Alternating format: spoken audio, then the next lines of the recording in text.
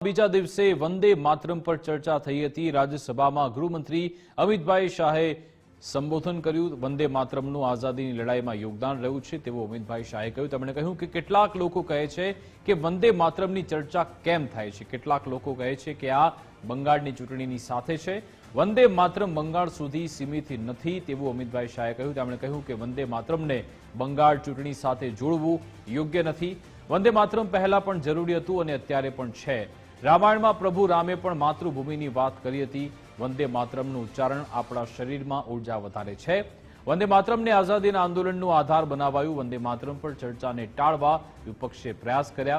સુવર્ણ જયંતિએ નહેરુએ વંદે માતરમના 2 ટુકડા કર્યા હતા। વંદે માતરમના 2 ટુકડા ન થયા હોત તો દેશના ટુકડા ન થાત તેવું પણ નિવેદન આપવામાં આવ્યું। कल कुछ सदन सदस्यों ने लोकसभा में प्रश्न उठाया था कि आज वंदे मातरम की चर्चा, वंदे मातरम पर चर्चा की जरूरत क्या है। महोदय, वंदे मातरम पर चर्चा की जरूरत, वंदे मातरम के प्रति समर्पण की जरूरत वंदे मातरम बना तब भी थी, आजादी के आंदोलन के वक्त भी थी, आज भी है और जब 2047 में महान भारत की रचना होगी तब भी रहे।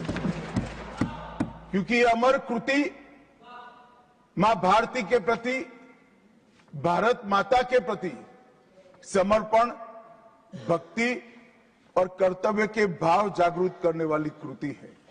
इसलिए जिनको आज वंदे मातरम की चर्चा क्यों हो रही है वो समझ में नहीं आ रहा है। मुझे लगता है कि उन्होंने नए सिरे से अपनी समझ पर ही सोचने की जरूरत है। कुछ लोगों को इसमें दिखता है कि बंगाल में चुनाव आने वाला है इसलिए वंदे मातरम की चर्चा हो रही है। वो वंदे मातरम के महिमा मंडन को बंगाल के चुनाव के साथ जोड़कर कम करना चाहते हैं। ये सही है कि वंदे मातरम की रचनाकार बंकिम बाबू बंगाल में पैदा हुए, बंगाल में गीत की रचना हुई और आनंद मठ जिसमें बाद में वंदे मातरम समाहित हुआ उसकी पृष्ठभूमि भी की बंगाल थी। मगर जब वंदे मातरम का प्रकटीकरण हुआ वंदे मातरम बंगाल तक सीमित नहीं रहा था, देश तक भी सीमित नहीं रहा था। दुनिया भर में जहां पर आजादी के दीवाने थे वो गुप्त बैठक भी करते थे तो पहले वंदे मातरम का गान कर बैठक की शुरुआत। और आज भी सरहद पर हमारा जवान जब अपना सर्वोच्च बलिदान देता है, ये आंतरिक सुरक्षा के लिए देश के पुलिस का जवान सर्वोच्च बलिदान देता है तो जब वो अपने प्राण त्यागता है इसके मुंह पर एक ही मंत्र होता है, वो वंदे मातरम। वंदे मातरम के 50 साल हुए, देश आजाद नहीं हुआ था और वंदे मातरम की स्वर्ण जयंती हुई 1937 में। तब जवाहरलाल नेहरू जी ने वंदे मातरम के 2 टुकड़े कर उसको 2 अंतरों तक सीमित करने का काम किया। कांग्रेस पार्टी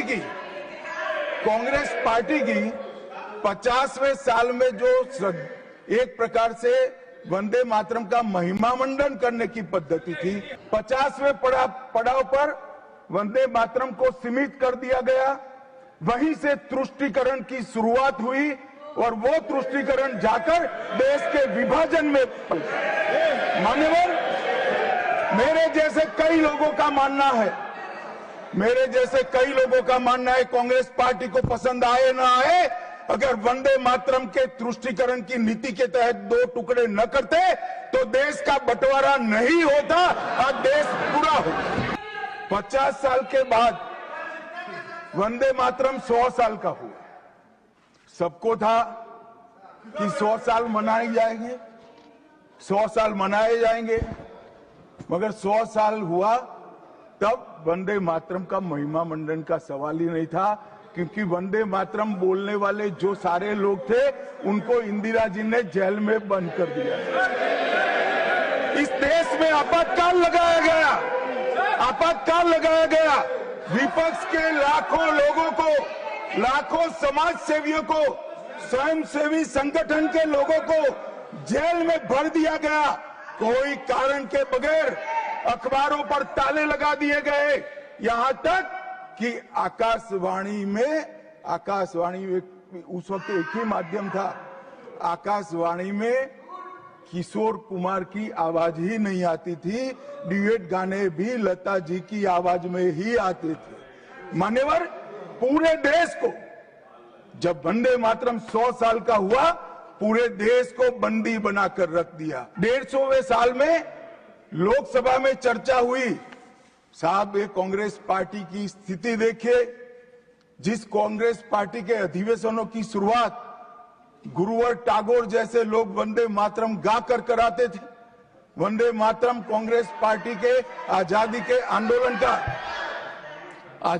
आंदोलन का एक मंत्र बना था। वो वंदे मातरम के महिमा मंडन करने के लिए जब लोकसभा में चर्चा हुई, गांधी परिवार के दोनों सदस्य नदारद थे, दो में से एक भी।